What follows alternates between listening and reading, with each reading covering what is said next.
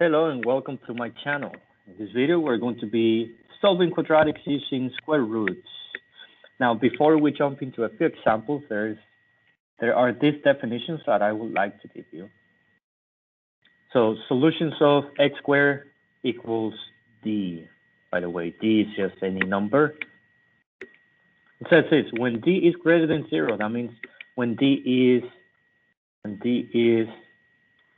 positive, when d is greater than 0, x squared equals d has two real solutions. It has two real solutions, and the solutions will be the square roots, or the positive and negative value of the square root of d. Now, when d is equal to 0, x squared equals d has one real solution, and that will just be x equal to 0. Why? Because if we find the square root of 0, that just gives us 0. So we have one real solution. And lastly, when d is less than 0, that means when d is negative. Let me write that there. X squared equals d has no real solutions. Okay, it has no real solutions. So let's go ahead and jump into a few examples, and you'll see what we mean by that.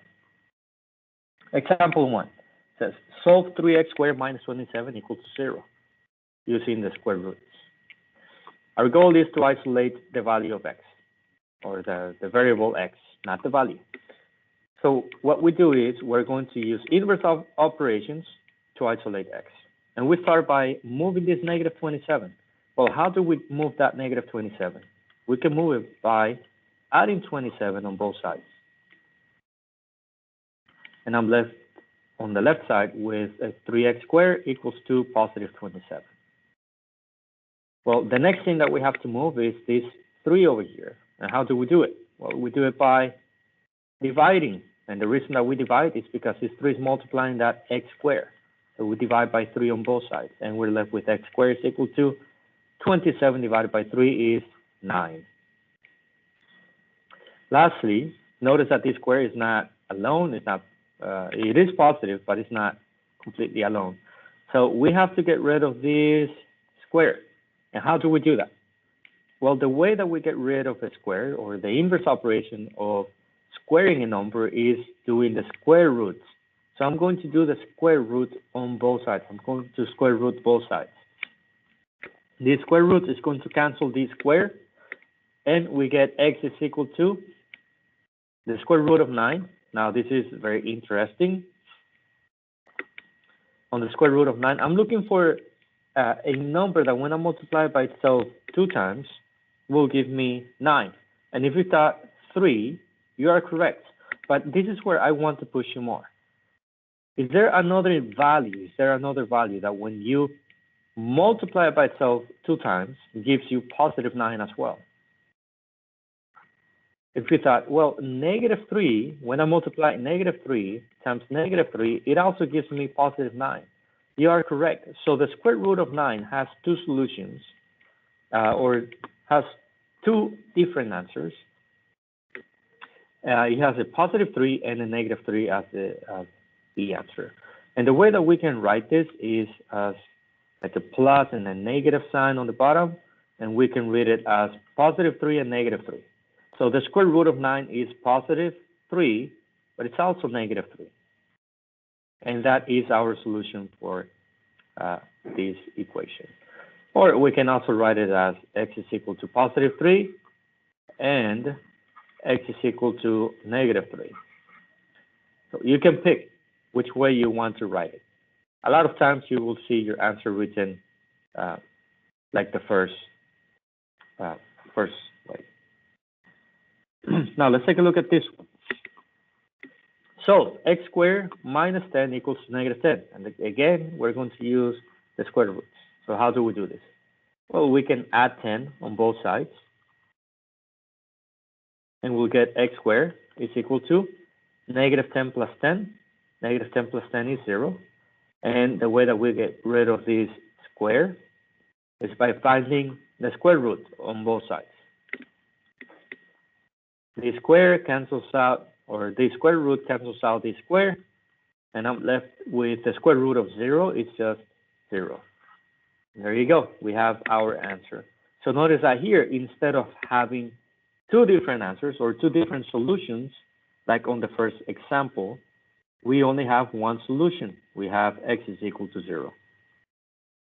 Let's take a look at this last problem. We have negative 5x squared plus 11 is equal to 16. We're going to solve it. We're going to look for the solutions. By the way, the solutions, when we're trying to solve this, we're looking for, say that there's this parabola. What we're looking for is the x-intercepts. The x-intercepts, which another name for that is the solutions. Okay, so which values of x make the equation true? Which values of x make the equation true? Okay, so let's solve it. So I have negative 5x squared plus 11 is equal to 16. So I can subtract 11 here. And I'm left with negative 5x squared is equal to 16 minus 11. It's positive 5. And now I can divide by negative 5. And I get x squared is equal to 5 minus 5 is, 5 divided by negative 5 divided by negative 5 is negative 1. Now, I'm going to do the square root on both sides. I'm going to square root both sides in order to cancel out that square. And I get x is equal to the square root of negative 1. Now, think about this. What are two values that when you multiply them by itself give you negative 1? And now there are two possibilities. You can have 1 or positive 1, but let's see what happens. 1 times 1, we know that that is equal to 1. So, and 1 is not equal to negative 1. But negative 1 times negative 1, it's also equal to positive 1, which is not the same as negative 1. So what happens here?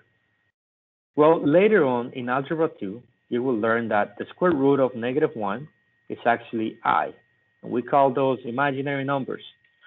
The problem, well, I wouldn't say it's a problem, but right now in Algebra 1, whenever we get a negative value under the square root, or we're finding the square root of a negative value, we say that there is no real solution.